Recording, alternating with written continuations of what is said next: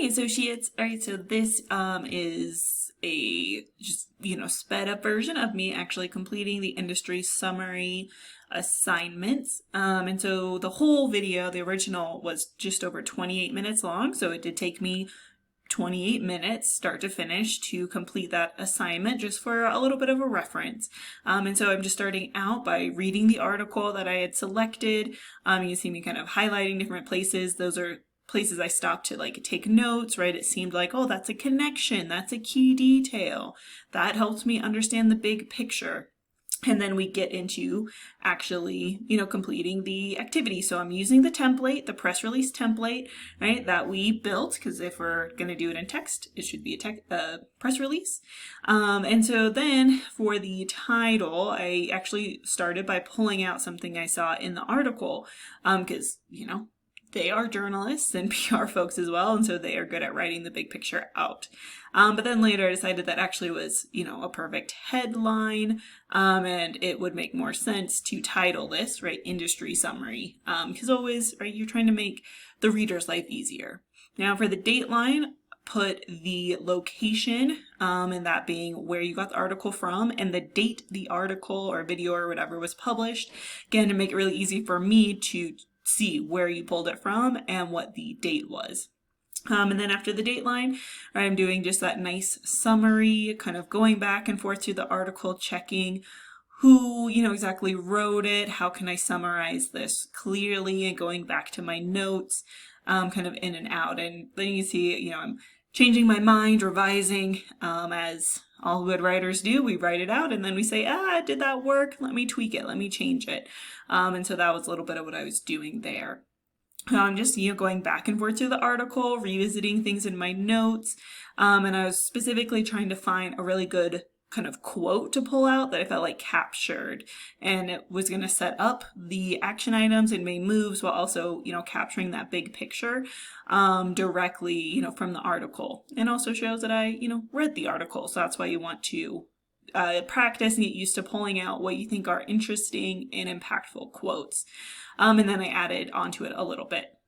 Now I'm just putting the kind of top 3 action items for PR professionals, the key actions you want to pull out, and notice I'm using bullet points to make it easy to find those action items, and then like a sub bullet point on sort of expanding what that specifically means, but not writing a full paragraph, right? If we put a full paragraph in a bullet point, then it defeats the purpose of that bullet point.